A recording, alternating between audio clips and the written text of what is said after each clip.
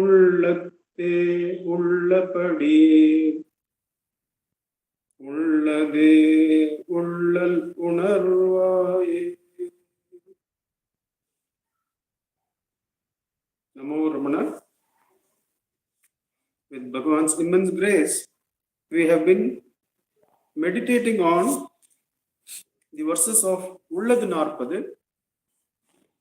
and we have come, or we find ourselves, whether in Jnana Marga terms or in Bhakti Marga terms, you want to mention it in active voice or passive voice, we find ourselves in the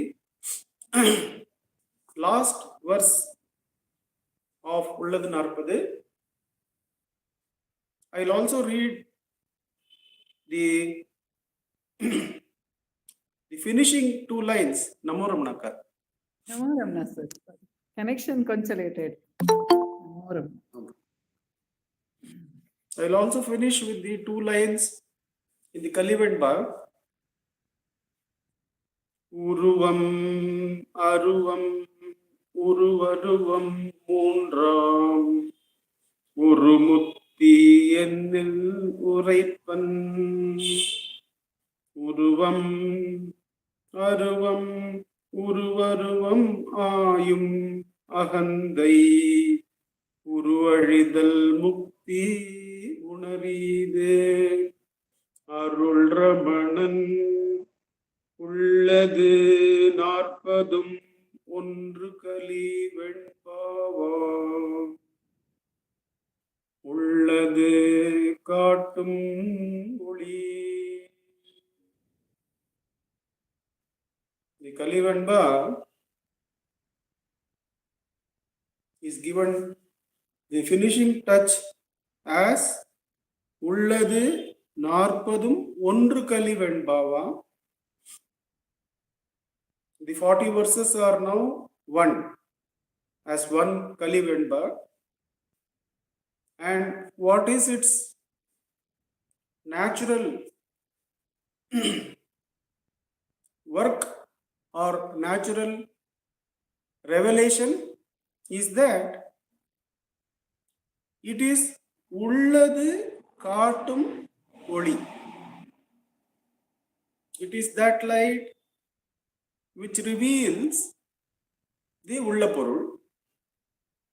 And from what we have been given as Upadesham, the Ullaporul cannot be felt as it is by another light. Anything else other than Ullaporul is Illada Porul. ஒரு காலம் இருந்து இன்னொரு காலம் இல்லாத பொருள் இல்லாத பொருளே. Therefore, உள்ளது காட்டும் ஒளி is உள்ள பொருள் itself. So, in the sadhana avastha, it acts as the light, the jnanagni that burns the vasanas and reveals the ever-present kantabharana, the ever-present necklace around the neck, the self, which shines self-luminously. So what does Ulladu Narpadu do? It is that light which reveals and merges into the Ullaporul. There is a conversation with one of the devotees of Bhagavan, who is from his day one at the ashram very much interested in and has great love of Ulladu Narpadu, but somehow he is unable to do self-inquiry. And one of the days he ruminates with Bhagavan, "Oh Bhagavan, somehow I am unable to do self-inquiry." Then Bhagavan says, "You have great love for Ulladu Narpadu. So keep doing Parayanam of it. Keep chanting it. What will happen, O Bhagavan? What will happen is that the words will drop off and the truth will reveal itself, is what Bhagavan says. That is the Vak Shakti, that is the sage's power of word. But then he puts us on to the self-enquiry as the sadhana here. So what we are trying to do today is go through the last verse and to the extent possible go through verses which delineate the problem and give the solution as sadhana. Only those verses let us do a recap so that our sadhana in coming days is fortified. Let us go to the last verse. Uruvam, Aruvam, Uruvaruvam, Moondram Urumukti. So this verse is about liberation. Of course, earlier itself, Bhagavan has cleared Bhattanan Ennumatte Bandhamukti Sindhanaigal. So Bhagavan has made, in fact, the whole concept of bondage and liberation as non-existent if one inquires into for whom is this dyad, for whom is this bondage and liberation. Then Bhagavan takes up this concept of liberation as in the various spiritual paths, mainly the Dvaita Marga, Visishta Advaita Marga, and the Advaita Marga. They all seem to have a lot of fun and conflict in positing and discussing the various types of liberation. Of course, we have to understand that to begin with, liberation, mukti, doesn't mean the freedom to act as you want. It is not the freedom to do whatever you want. Obviously, it cannot be. On the other hand, it is the consciousness learning about its ignorance and the consequence of its ignorance appearing as bondage and liberating itself, freeing itself, which journey has been negated in the 39th verse through self-enquiry. But then what is this Uruvam, Aruvam, Uruvaruvam? That mukti which has indeed been attained by sadhana. In any path, one should understand, if somebody says, you can get mukti just like that, I will give you mukti in a day, 24 hours, 7 days. So, to begin with, they are all tied up in time. One of the components of baddhatva. So, one should not get carried away by such assurances that there is sadhana required to remove the ajnana. But then what is the liberation, the freedom that is pointed out? In Dvaita and Visishta Advaita, the Advaita Mukti of the egolessness or the Jiva Brahma Aikatva or the oneness of the Jiva and Brahman, that is looked down upon as merely merging in the halo or prabhe of Krishna. So, for them, the Saguna Brahman, the Brahman with name and form, is better than Nirguna Brahman. So the very idea that better and not so good appear there. But then let's briefly look at what they say. What is said there, that the mukti with uruvam, with form, where you have the Divya Swarupa, the non-doership body, the body that is so subtle that it is always in the knowledge that the puppeteer is only pulling the strings. Such mukti, where doership is not there, has been categorized as Salokya. Salokya means in the same world. Even here, the Brahmavid, what mukti he gets is that the doership is gone. When the doership is gone, then the omnipotent is seen as the only power, the only doer. There is no other doer. Then one can carry on with whatever work has come in prarabdha, which may be a very normal work, within inverted commas, in the same loka as the deity, as the omnipotent one.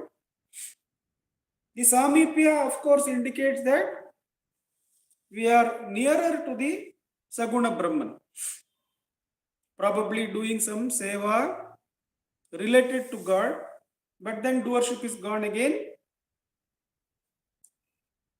Then Sarupya is that the difference between the sadhaka and the rupa of the Lord is removed. So the sadhaka also has the same rupa as the Lord himself, though of a different stature. So it is said that the doorkeepers of Vishnu had Jaya Vijaya, they had the same rupa as Vishnu. So obviously the story leads that there is going back and coming forth in these muktis. Then Sarshti, they say Sarshti is having the same illumination or power as the Lord. Finally, Sayujya, Kanakamal says Sayujya is the same as Jiva Brahma Aikatva. But Sadhuvam Swamigal and Lakshman Sharma do not mention like that. The Advitiya Mukti or oneness with the Brahman is mentioned separately. It's not brought into this range of Salokya, Samipya, Sarupya, Sarshti and Sayujya also. So there, the oneness with Brahman alone is Mukti. Bhagavan shows that in the other muktis, in the Sarupya muktis, in the Saguna Brahman given muktis, there is the ego. There is the individuality still retained. Whereas Bhagavan says that the loss of that individuality by enquiry, the dismantling of that individuality through enquiry is alone mukti. But then I am getting ahead. Let's finish this part. Uruvam, Aruvam, Uruvaruvam, Moondram, Urumukti. So, what they say, now we have discussed the Uruva Muktis and Aruva Muktis. Some say that the Jnani is normally without the bondage of name and form. But whenever he wants, like to come and speak or give upadesha as Bhagavan has done, or go and cook, then he takes a form he wants. Whatever form he wants, he takes, then gets back to his natural state of Aruvam. So, Uruvam meaning Saguna Brahman given muktis, Aruvam indicating that there is no form in that. Then Uruvaruvam, the Jnani, the liberated one, having the freedom of not associating with any form, but then as and when required or as and when willed, there is a taking of the form, Uruvaruvam. And so goes on the journey of arguers.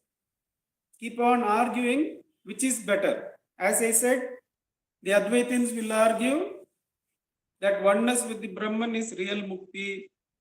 And Dvaitin and Visishta Dvaitins mainly will argue that by going to that formless, you are merely in the halo of Sri Krishna. What about the ruchi? What about the taste? Should the sugar not be tasted? Therefore, you need to be apart from the Lord to taste that mukti. Bhagavan, of course, in the talk says that he is the Lord or is the supreme inert, like the sugar, which needs to be tasted by another consciousness. No, the supreme being is full of consciousness. So therefore, it does not need another consciousness to experience itself. Uruvaruvam, Uruvam, Aruvam, Uruvaruvam.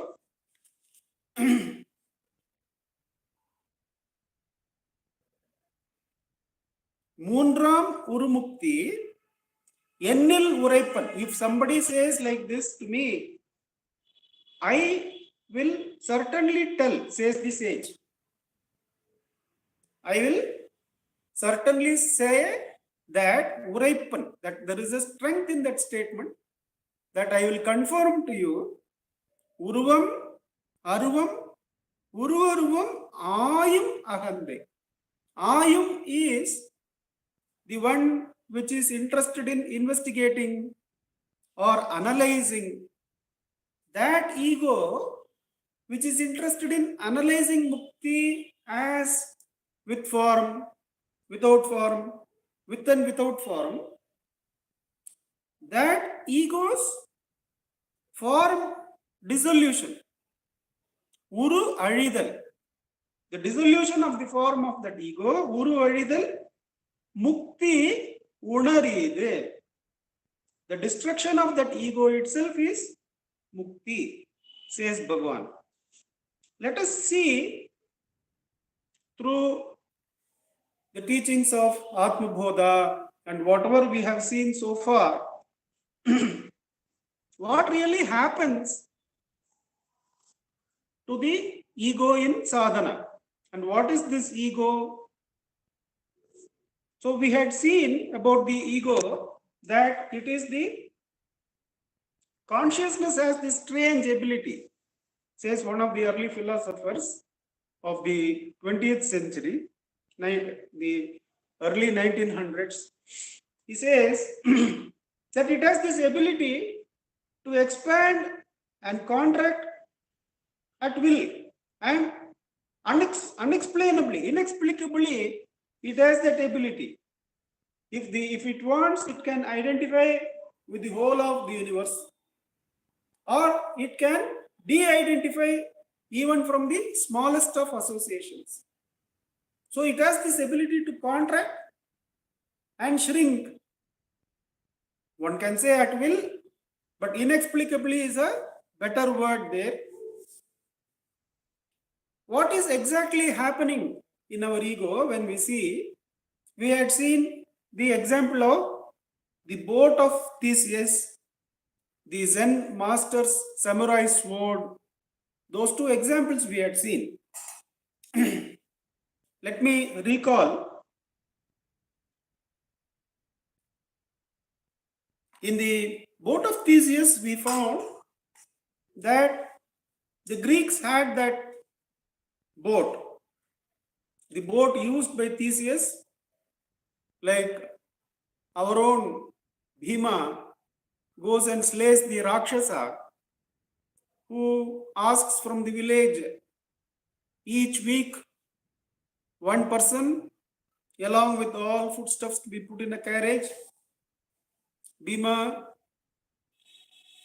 substitutes himself for the boy who has to go that day. He finishes off all the foodstuff in the carriage and he finishes off the Ashura also. Similar legend is there in Greek mythology where Theseus is supposed to have gone by a boat and slayed a monster living in an island some distance away. So every year on the appointed day, the people of that land, they take that boat to that island and celebrate and come back. They have that Tyohar, the celebration of the slaying of the monster. The boat remains in the dockyard for 1,000 years.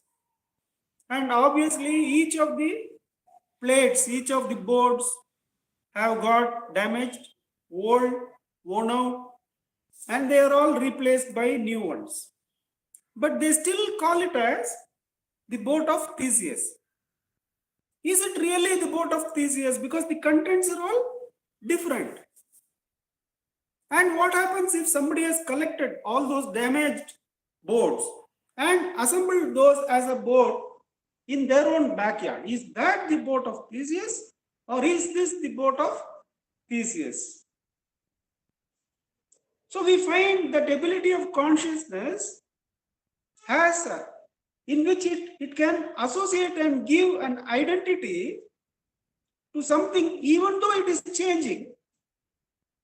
And we had seen that that is the principle that our own pujas have, where we can put a small a gopura like turmeric mixed up in water, and we call it as the idol of Ganesha is there. Avahana we do for that turmeric small hill that we can create, the mound of turmeric. So the consciousness has that ability that it can do avahana of the Brahman, of the entire, the Lord of the entire universe into that. And suddenly it can say that, oh, the whole world is against me and I am such a feeble person. What can I do? The circumstances, that person, this person, everybody is. So the consciousness has this ability to feel, to weaken itself as a nobody. At the same time, it has the ability to see the entire cosmic power in a small mound of turmeric. Therefore, what is this consciousness that is now the ego, practically speaking? It is that consciousness which has identified with a collection of body parts. And we saw from Tom Chi that the body is changing. It is changing not even like the boat of Theseus. The boat of Theseus, maybe once in a year they would do the repair work, see which of the planks have gone, as we all do in Pongal or Deepavali. Then they would have replaced that just before the celebrations. But here, the change is every moment. You breathe in oxygen and let out carbon dioxide, you have changed. You look this side to your grandson, you are a grandfather. Shift your eyes a little bit, your daughter is there, your father. Shift your eyes a little bit more, you see your wife, your husband. So the ego not only aggregates the body parts, it aggregates identities and suffers. So how can there be such change that when the eyes are looking here at grandson, I take one identity. Just a little bit change, another identity, another change. Are there three eyes here? So the ego seems to have this ability to bind itself out of ignorance, out of self-ignorance. That is bondage. The moment I look at some object, I feel that is suffering, and related to that, I have to do something to relieve its suffering. Therefore, it identifies with these objects of mortality and feels that it is undergoing change and it is subject to mortality. And we had seen that Bhagavan passes through all those things mortal with which the consciousness has identified with. What is it that dies in me, he asks, and stills the body, stills the breath, stills the mind. Now, that is the destruction of the ego. Uru Adidal. What is it that Bhagavan says when you are looking at this grandson, your grandfather, daughter, your father, and three whole bucket loads of thoughts, all bringing in trouble, all bringing in disturbance, all making me feel I am a weak little jiva, tossed about and powerless and part and parcel of this samsaric plane. Am I three different people? Bhagavan, of course, takes a whole panorama and says, are you the one caught up in the waking state, dream state, and deep sleep state? Are there three? Vishwa, Taijasa, and Prajna are the three states of individual, not grandfather, father, husband. The Vishwa is the one in the waking state. Taijasa is the one in the dream state. And Prajna is the one in deep sleep. Are there three eyes? He says, no. The self is one, the witness of all the three states. So the dissolution of the ego, how it is done, that is what was covered in the problem identification and problem removal verses. Let's briefly look at them. We used to think that the grandson, daughter, and wife, and work and whatnot, they are the problem. Bhagavan says, no. The problem doesn't lie out there. The problem lies in the consciousness not knowing itself.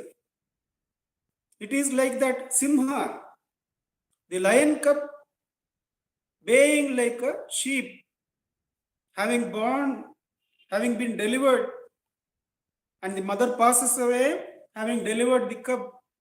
Having delivered among sheep, it grows as baying, fearful being, till the Guru, the lion, takes it apart and shows it in still waters that it is just like the Guru.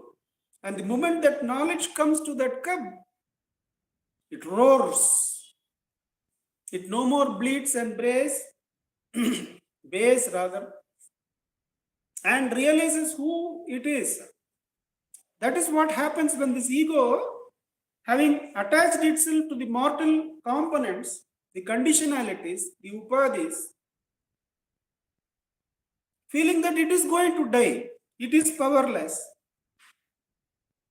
How is the problem identified?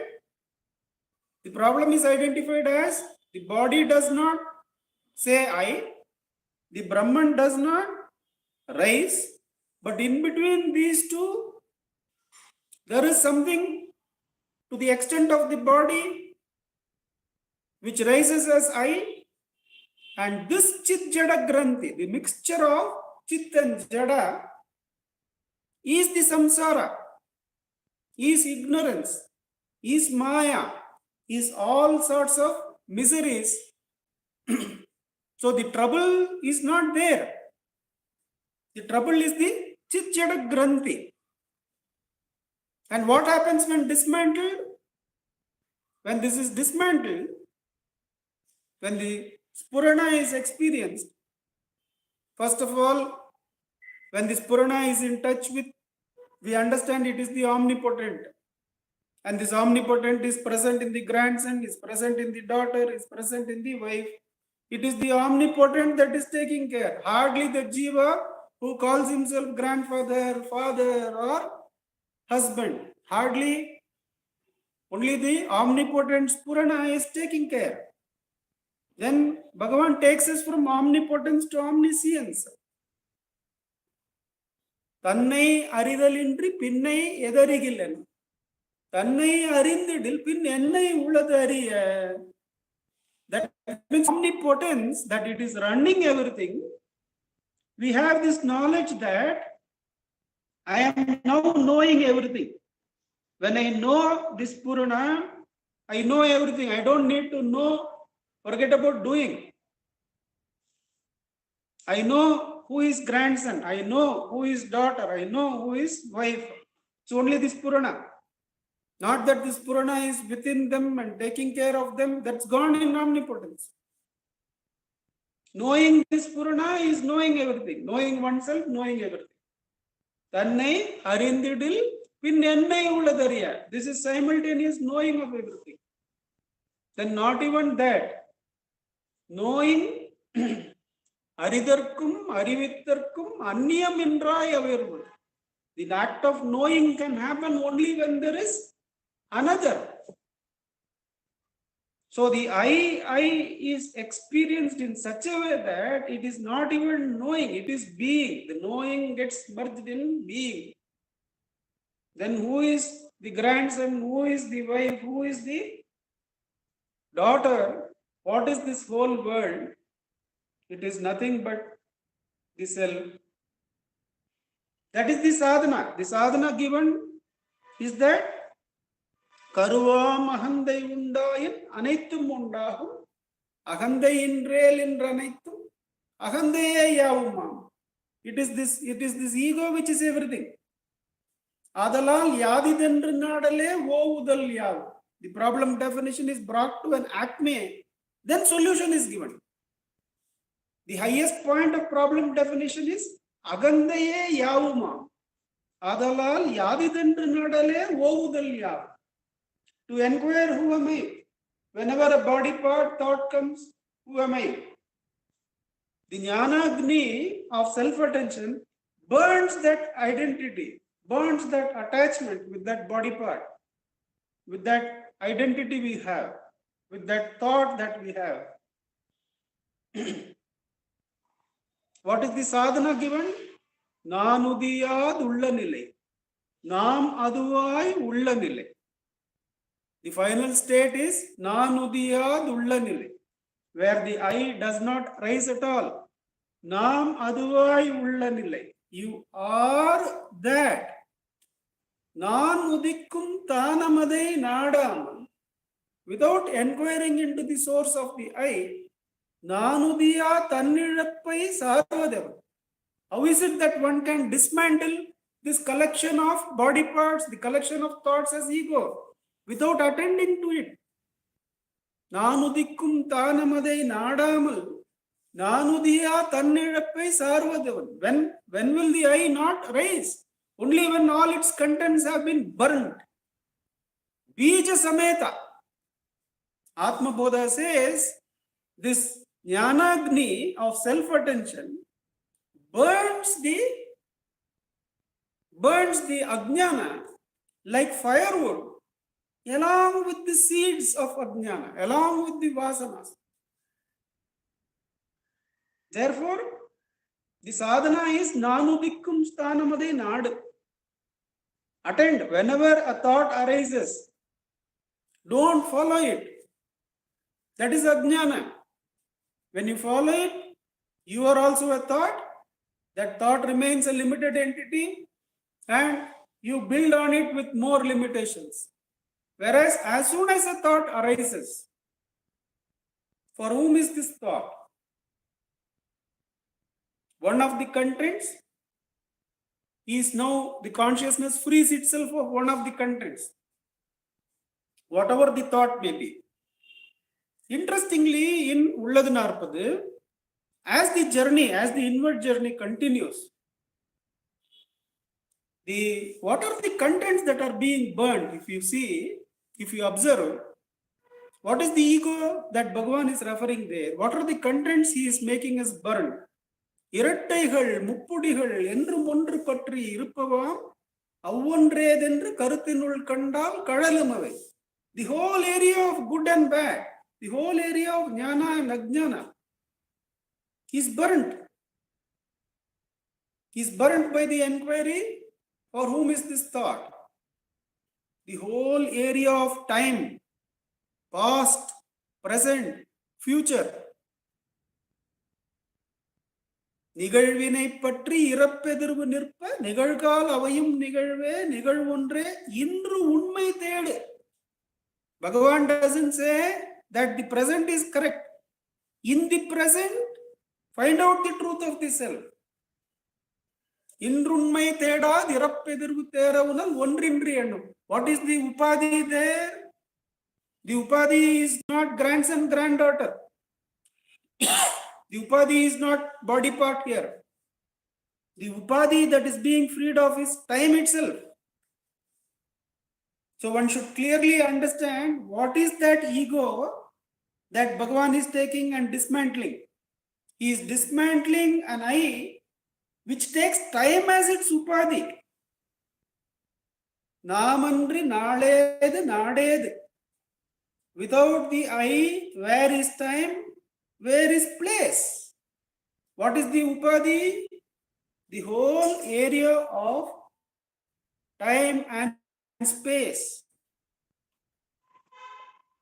Now, who has time and space as upadhi? Who has time and space as upadhi? It is what we earlier called as Ishvara himself. The Ishvaratva is taken to the self-attentive self. The upadhis that are being freed of there is this macro upadhis, the upadhi of time and space. Vidhimadi moola viveka milarke, vidhimadi vellum vivadam. Vidhimadigatku or mudalam tannai unarndar. The controllable thoughts we say as madi, that circumstance and thought which is beyond our control we say as vidhi. And we feel we are capable of handling one, we are trapped in another. But Bhagavan says, you inquire for whom? For whom is the uncontrollable circumstance? Where is Bhagavan taking us? Which ego is he dismantling? He is dismantling the Saguna Brahman itself. The Saguna Brahman, whatever the macro upadhis Saguna Brahman may be attributed with and capable of giving him Salokya, Samipya, Sarupya, Sarshti Mukti, those upadhis themselves are being dismantled in self-attention. Because what is time and space? Time and space are the stuff with which the lokas are created. Whatever loka, whether Divya loka or Stula loka, they have their own time, their own space. So when Bhagavan says Namandri Naledu Nadedu, he is removing those upadhis, he is helping. And what is the power of consciousness which can do that? What is the empowerment he is doing? That consciousness which was feeling, I am the grandfather, I am unable to do anything. I am the mother, I am the father, I am the husband who is so silly and so unable to do anything. From there, where he is taking? He is taking us to that which is the source of everything, which is beyond all these limitations of time and place. And those are the upadhis that are being removed in self-inquiry. So what is self-attention? Isha jivayo veshadhibida satsvabhavato vastu kevala. Vesha hanataha swatma darshanam. When the inquiry is being made, all kinds of upadhis are being freed of. Not individual upadhis alone. The micro upadhis, macro upadhis, everything being freed till the self-luminous self is shining in all its glory. That is when Ayum Mahandai Uruvalidal Mukti. One should understand that there is nobody to argue with. Whom to argue with? Only when there is other you can argue with. Where is Bhagavan taking us? All units of time and place. What are individuals? They are units of time and place. All units dismantled. Because Tanmay Undel, Munnilai Padarkaigal, Tamulavam. Only when, and verse 4 hits the nail on the head by saying, Uruvam Tanayin, Ulladu Paramatram. Uruvam Tanandrel. Uruvam Tanandrel, in that verse, when we inquire, when the Jiva is freed of its form, it cannot attribute form to the world we see. But what actually happens in the sadhana? In the sadhana, the Jiva is no more Jiva. It is dropping macro upadhis. Whether it is Jiva or Ishvara, Isha Jivayor, Vesha Dibida, Satsvabhavato Vastu Kevalam. Both of them have differences in the Rupa and their Dhi. But in Satsvabhava, in the self-attentive self, they are both the same. And whether Ishvara has to see the source or the Jiva has to see the source, all the upadhis have to be dropped.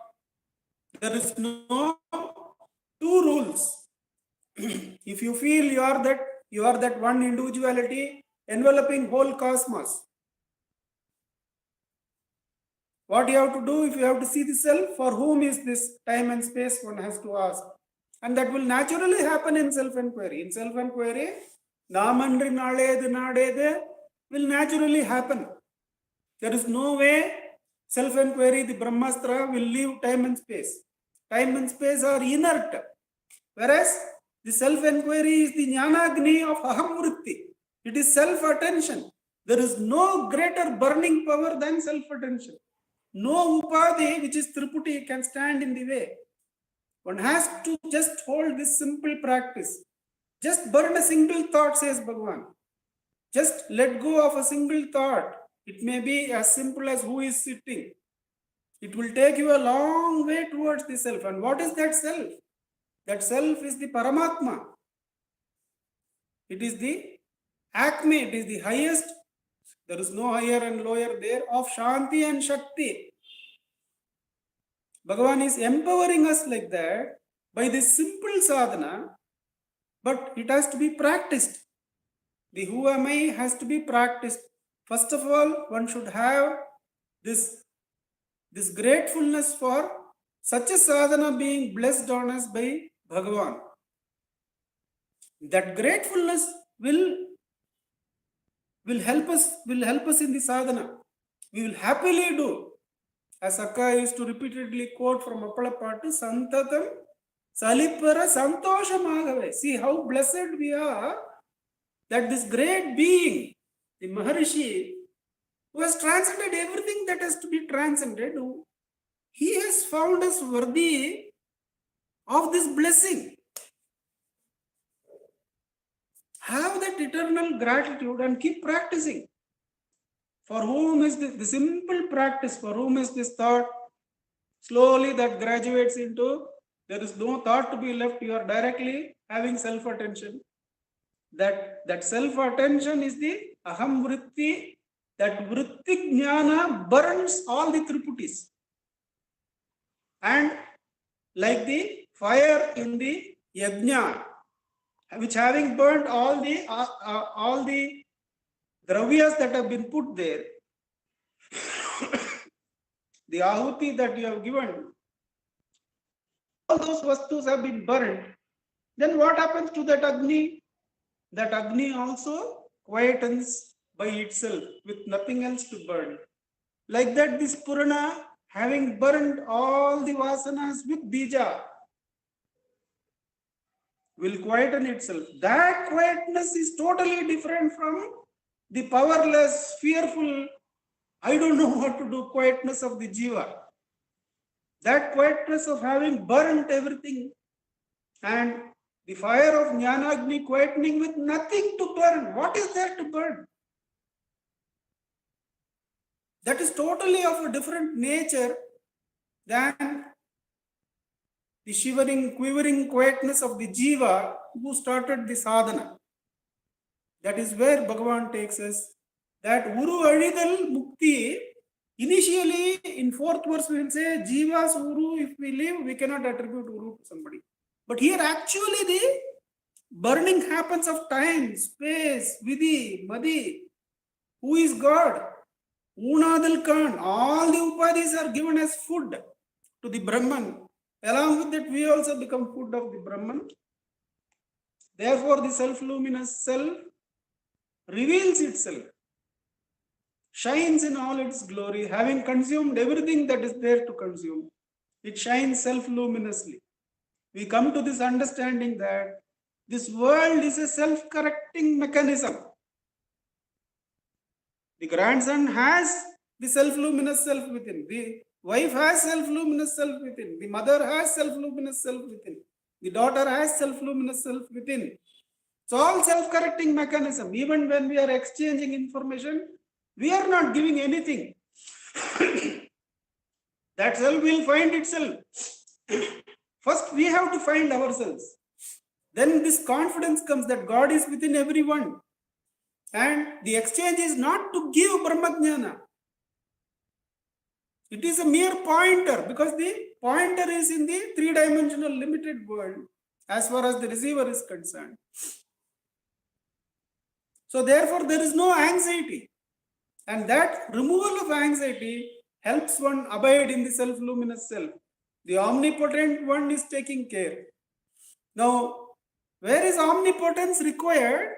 When just knowing this Purana is knowing everything. Tannai arindidil pin ennai uladariya. Everything is this only. And then from there, the quietness, the abiding in the self goes to the final stage. From omnipotence of experiencing everything is run by this, the non-doership of Brahmavid. Then to the knowledge that now knowing the Brahman, knowing this Purana is knowing everything. Then knowing is not there because there is nothing anya in this Purana. There is only I. Tannai andri anniyam ondrum mariyar. Krityam asti kim swastitim yataha. There is no other. Therefore, this abidance. Now go back.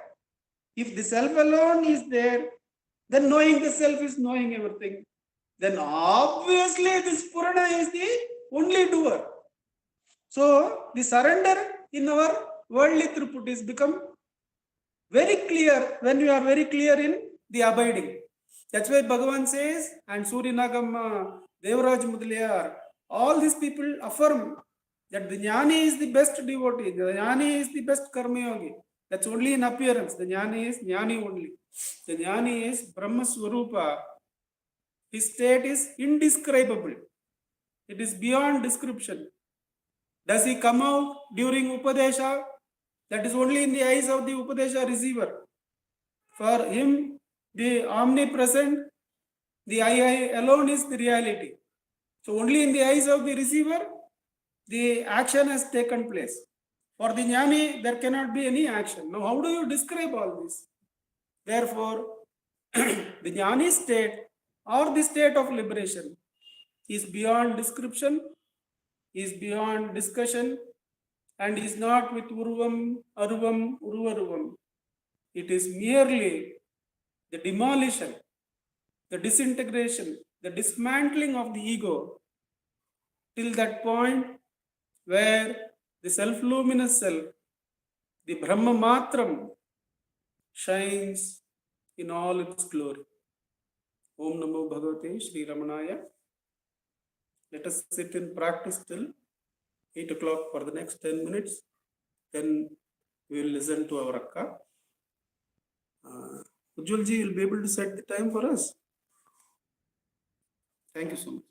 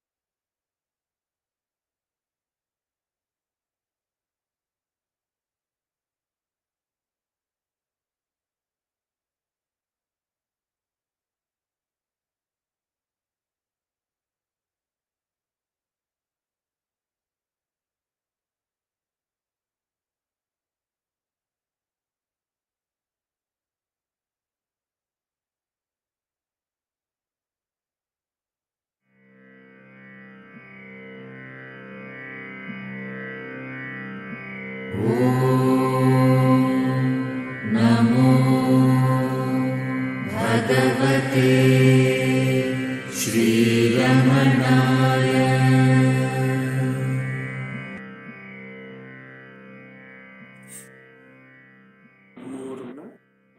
Namo Ramanaka. Namo Ramana. Prostrations to Ramana. Shining as a self in all beings. With immense grace of the self manifest as Ramana, we in this satsang have been meditating upon the Ulladu Narpadu along with Nandakumarji, Bhagavan's Ulladu Narpadu. And indeed, that great grace has brought us to this verse today. In the beginning of my meditations on what Nandakumarji has shared with us, I every time say self manifest as Ramana. So we have this, the concept of the Uruvam, the manifestation, but we also have the concept of the self, Aruvam, and the Uruvam, because Bhagavan is the self even when he is manifest. But are there all these? That is what Nandakumarji today, he took us through the different kinds of what is seen to be the highest state, the liberation, in order to lead us to the point where Bhagavan leads us, which is beyond all this. I sometimes wondered how this is the final verse of Ulladu Narpadu, why it is considered to be the more, in a sense, the conclusion. How does it conclude the understanding? And I today, through Nandakumarji's sharing, could understand firstly that it is a clear statement about the state of the Jivan Mukta. Not only is it from the sadhana perspective important for us to understand, but these verses are about the one who is established in that state, and for him there is no such thing as an ego which is discriminating between the pairs of opposites. And by giving Bhagavan's going to the basic opposites, Uruvam, Aruvam, he includes all the dualities and trinities which he has talked about in the earlier verse in Ulladu Narpadu. So everything is transcended. When Uruvam, we think that when Uruvam is transcended, we reach Aruvam. But Aruvam, when thought about in relation to Uruvam, is not the point. That is what we understood from the insights today. It is not the opposite of Uruvam, but it transcends both. Just as Bhagavan says in Upadesha Saram, it is beyond knowledge and ignorance. It is beyond freedom and bondage, bondage and freedom. Bandha mukti atitam. It is beyond the freedom also. So, here Bhagavan is saying probably it is for us to understand that it cannot be understood. Omkara porul oppuyarvilloi unayar arivar arunachal. There is no trace of relativity, no trace of duality left. This is the emphasis which we got today from Nandakumarji. With great joy, he emphasized that Bhagavan takes us through self-inquiry beyond all relative experiences, beyond all relative realms. And those relative realms are typified in this verse through the variations in mukti itself. Forget about variations in normal existence. At the same time, Nandakumarji also brought to us that these are there even in our daily life. At the physical level, how to say something is an uruvam? He gave us the example of the boat of Theseus. And very often, Nandakumarji has spoken about the scientific understanding, the current understanding that the physical body, forget about the boat of Theseus, which is in a fable, our own boat through which we are traveling, with which we are traveling through life, or in which we are traveling through life, this body of ours, which part of it is there from birth until this day? If we ask, is it the same? Is it the same from the date of birth till today? We will find that nothing is the same in it. Because we are told that the body is actually changing completely. Once in 7 days. Forget about 7 years or 15 years or 25 years or 40 years. So which is the uruvam which we are holding on to?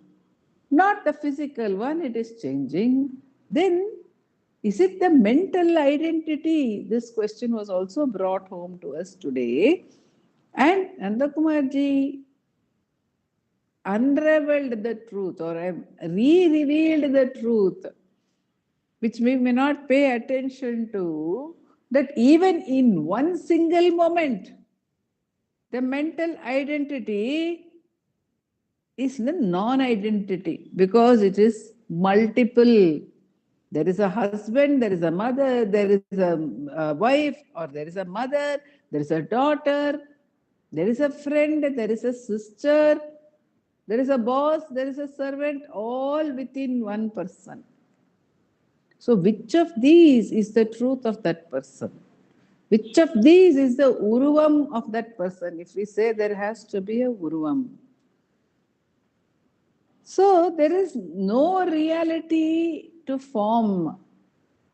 So when the form, as Bhagavan says in this verse, ahandai uru aridal, when this illusory form of the ego is destroyed, then who is to make further inquiries about whether the form is true or the formless is true? The one who is inquiring about these relative truths, when that itself is destroyed, then where to meditate upon, cogitate upon, delve into, research on the various relativities? That is a question which Bhagavan is posing to us. And he says that that alone is mukti. And that cannot be expressed actually in words. He just indicates that is mukti. That is mukti. It has got a term by which it is referred to, but it is not the term. It is not something which we can grasp through the mind. But the infinite grace is such that it is something which can be experienced by each and every one of us.